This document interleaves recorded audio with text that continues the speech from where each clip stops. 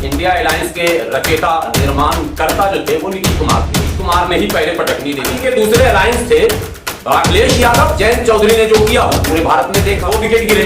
तीसरा जो बड़ा विकेट गिरा है वो आम आदमी पार्टी। चौथा विकेट ये सुन लीजिए आप, तो ये चौथा विकेट भी संकट में, यानी किसी भी वक्त किसी बॉल पर वो क्लीन बोल्ड हो। 5वां विकेट उद्धव ठाकरे का है, खबर आपको मिल सकती है। अब तक साउथ में किसी से गठबंधन का ऐलान ही नहीं हुआ और सच्चाई है कि जगन मोहन रेड्डी कांग्रेस के खिलाफ आए थे, तो साउथ भी लगभग क्लीन बोल्ड। 7वें विकेट पर ममता बनर्जी ने बाकायदा कह दिया कि वो 40 सीट भी जीत ले तो बहुत बड़ी बात, पूरे भारत भ्रमण आप करेंगे, तो इनके टोटल 10 विकेट गिर चुके हैं। अगर कांग्रेस चाहे भाजपा को रोक सकती है, एकदम श्योर हरा सकती है। कोई मंदिर इफेक्ट नहीं, कोई मोदी जादू नहीं, कुछ है ही नहीं। एंटी इनकम्बेंसी फैक्टर सर चलकर बोल रहा, बेरोजगारी, किसानी, महंगाई सब सर चलकर बोल रहा। इंडिया अलायंस के रचेता निर्माण करता जो थे वो नीतीश कुमार थे, जिन्होंने बुनियाद डाली थी और नीतीश कुमार ने ही पहले पटकनी दे दी। और जिस समय नीतीश कुमार इंडिया अलायंस को छोड़कर एनडीए में जा रहे थे, यानी जब चले गए, तो नीतीश कुमार ने बाकायदा प्रेस के सामने ये बातें रखी कि कांग्रेस के लचर रवैये के कारण, कांग्रेस में कोऑर्डिनेशन की कमी होने के कारण और कांग्रेस के नेताओं के अहंकार के कारण मैं इंडिया अलायंस को छोड़ रहा हूं। हालांकि वो थोड़ा बहुत आरोप उन्होंने लालू परिवार पर भी लगाया, लेकिन कांग्रेस पर ज्यादा आरोप लगाया। जिस बंदे ने इतनी बड़ी पहल की हो, उस बंदे को ही अगर अहमियत ना मिले तो इंसान का एक स्वभाव है, नेचर है कि वो आहत होता है। सो नीतीश कुमार ने अपने उस गुस्से का इजहार कर दिया। अब इनके दूसरे अलायंस थे अखिलेश यादव, जयंत चौधरी ने जो किया वो पूरे भारत ने देखा। जयंत चौधरी जो रियल में जाट और मुस्लिम वोट बेस पर ही पॉलिटिक्स करते हैं और पश्चिमी उत्तर प्रदेश में जाट और मुस्लिम निर्णायक वोट है और मुसलमानों का वोट जाट से भी ज्यादा निर्णायक, उसके बावजूद जयंत चौधरी ने टाटा बाय बाय किया। तो अब तो ये लगा कि 2 विकेट गिरे। तीसरा जो बड़ा विकेट गिरा है वो आम आदमी पार्टी, भला हो या बुरा हो, लेकिन केजरीवाल की एक छवि राष्ट्रीय स्तर की बनी हुई थी। केजरीवाल बिजली फ्री दे रहा जी, पानी फ्री दे रहा जी, ये कर रहा जी, फला है, पॉलिटिक्स में रेवोल्यूशन उसने लाया, ऐसा माना जाता। हालांकि उसकी हवा भी लगभग निकल चुकी है, लेकिन फिर भी कहीं ना कहीं केजरीवाल एक मतलब जैसे मोदी एक फेस है, वैसे केजरीवाल एक फेस है जिसका एक वैल्यू था। अगर वो इंडिया गठबंधन में होते और पूरे भारत में भ्रमण करते, मंचों पर जाते, बिहार जाते, बंगाल जाते, महाराष्ट्र जाते, उड़ीसा जाते, मध्य प्रदेश, तो दूसरे उनके जो सहयोगी दल हैं उनको कुछ ना कुछ तो लाभ मिलता। तो बाकायदा आम आदमी पार्टी की तरफ से ऐलान हो गया कि हमारा अभी इस गठबंधन से कोई लेना देना नहीं है। आज चरणजीत सिंह चन्नी जो पंजाब के पूर्व मुख्यमंत्री कांग्रेस के नेता हैं, आज उन्होंने आम आदमी पार्टी पर बहुत बड़ा हमला बोला है। ट्विटर पर उनके आया हुआ वो वीडियो भी आया हुआ, जिसमें भगवंत मान को भी उन्होंने बुरा भला कहा, केजरीवाल को भी बुरा भला कहा और भ्रष्ट कहा। मतलब वार शुरू हो चुका। तो ये तीसरा विकेट आम आदमी पार्टी का गिर गया। अब चौथा विकेट ये सुन लीजिए आप, अखिलेश यादव भी कांग्रेस से गठबंधन करेंगे या नहीं करेंगे, इस पर अभी पूरी तरह से सस्पेंस है। कांग्रेस बहन जी के साथ जाएगी या अखिलेश यादव के साथ रहेगी, ये कांग्रेस ने अभी तक तय नहीं किया है। तो ये चौथा विकेट भी संकट में, यानी किसी भी वक्त किसी बॉल पर वो क्लीन बोल्ड हो सकते हैं। 5वें विकेट की बात बता दूं, टोटल 11 ही होता है ये विकेट।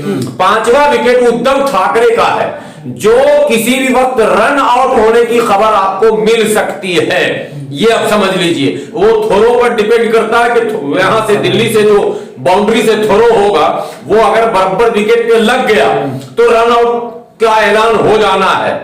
अब आप जहां साउथ में चले जाइए, इनका अब तक साउथ में किसी से गठबंधन का ऐलान ही नहीं हुआ, न स्टालिन से सीटों का बंटवारा हुआ, न इनका तेलंगाना में किसी से बंटवारा हुआ, होगा भी नहीं। तेलंगाना में इनको लग रहा कि मैं अकेला ही काफी हूं। आंध्रा में इनका गठबंधन नहीं होने जा रहा क्योंकि चंद्रबाबू नायडू एनडीए में चले गए, बच गए वो जगन मोहन रेड्डी। जगन मोहन रेड्डी को यह कॉन्फिडेंस है कि जैसे विधानसभा में हमने पूर्ण बहुमत प्राप्त किया है वैसे हम लोकसभा जीत लेंगे, तो हम कांग्रेस का सहारा क्यों लेंगे। और सच्चाई है कि जगन मोहन रेड्डी कांग्रेस के खिलाफ आए थे, तो साउथ भी लगभग क्लीन बोल्ड है। अब इनका कम्युनिस्ट आखिरी विकेट बता रहा हूं, कम्युनिस्ट पार्टी और ममता बनर्जी पे भी आ जाइए। 6ठे 7वें विकेट पर ममता बनर्जी ने बाज़ाब्ता कह दिया है कि एकला लड़ेंगे, हम किसी के साथ नहीं लड़ेंगे। कांग्रेस अपना बनारस में मोदी को हराए, कांग्रेस जो है 40 सीट भी ले आई तो बहुत बड़ी बात है। ये मोदी जी नहीं बोल रहे हैं, ये इंडिया गठबंधन में शामिल होने वाली पार्टियां कह रही है। ममता बनर्जी कह रही है कि कांग्रेस 40 सीट भी जीत ले तो बहुत बड़ी बात है। एक बात ये हो गई, यानी 7वां विकेट गिर गया। 8वां विकेट इनका जो है, इनको ये उम्मीद थी कि महाराष्ट्र में जो बहुजन अघाड़ी है वो मेरे साथ आएगी। बहुजन अघाड़ी भी इनसे कन्नी काट चुकी है, यानी प्रकाश राव अंबेडकर, वो 8वां विकेट भी गिरा ही हुआ मानिए। तो कुल मिला के जब पूरे भारत भ्रमण आप करेंगे तो इनके टोटल 10 विकेट गिर चुके हैं, ये ऑल आउट हो चुके हैं। अब एक बड़ी बात दर्शकों के लिए, जो गंभीर दर्शक हैं, जो भारत की राजनीति पर में रुचि रखते हैं, मैं उनके संज्ञान में एक बात बता दूं कि वो इस बात को जहन में रखें कि कांग्रेस अगर चाहे आज भी, अभी वक्त खत्म नहीं हुआ, आज भी अगर कांग्रेस चाहे तो आज भी भाजपा को रोक सकती है। मैं कैमरे पर बोल रहा हूं और दसियों कैमरे के सामने ये बात बोल रहा हूं कि कांग्रेस यदि चाहे तो भाजपा को 250 के नीचे ला सकती है। टोटल साउथ में भाजपा के पास 8-10 सीट है टोटल, कर्नाटका, आंध्रा, तेलंगाना, तमिलनाडु, केरल, समझिए यहां भाजपा के पास कोई सीट उठ नहीं है। और साउथ से लगभग 150 सीटें आती हैं, ठीक है, जहां भाजपा के पास है नहीं। कांग्रेस चाहे तो वहां गठबंधन का सही इस्तेमाल करके जो जीता हुआ 2019 का सीट है उस पर भी हरा सकती है, एकदम श्योर हरा सकती है। कोई मंदिर इफेक्ट नहीं, कोई मोदी जादू नहीं, कुछ है ही नहीं। एंटी इनकम्बेंसी फैक्टर सर चढ़कर बोल रहा, बेरोजगारी, किसानी, महंगाई सब सर चढ़कर बोल रहा, मगर कांग्रेस नहीं चाहती है कि मोदी हटे। ये पहले एक लाइन और क्लियर कर दूं, कांग्रेस चाहे तो हो सकता है संभव। कांग्रेस चाहे तो बिहार में जीतन राम मांझी, उपेंद्र कुशवाहा और सन ऑफ मल्ला यानी मुकेश सहनी, इनको अपने साथ जोड़कर तेजस्वी को समझाकर, तेजस्वी ने जो गलती 2020 में की थी, मुख्यमंत्री तेजस्वी बन रहे थे लेकिन मुकेश सहनी को प्रेस कॉन्फ्रेंस से बेइज्जत करके निकाल दिया, जीतन राम मांझी को सीट नहीं दिया, अंजाम तेजस्वी ने भोगता। फिर 2024 में ये अंजाम भोगतेंगे अगर इन्होंने सन ऑफ मल्ला को अपने साथ नहीं लिया, MIM के लिए सॉफ्ट कॉर्नर नहीं बनाया, ये भी एडिशनल बता रहा हूं, इसकी सजा मिलेगी तेजस्वी यादव को। तेजस्वी बिल्कुल इस मुगालते में न रहे कि मुसलमान बंधुआ मजदूर या बंधुआ वोटर है, मुसलमान नीतीश कुमार को भी वोट देगा, ऐसा नहीं कि नहीं देगा। काम किया नीतीश कुमार ने, जहां जिस सेक्शन में जिस वर्ग में वहां तो वोट मिलेगा, तो मुसलमान MIM को भी वोट देगा।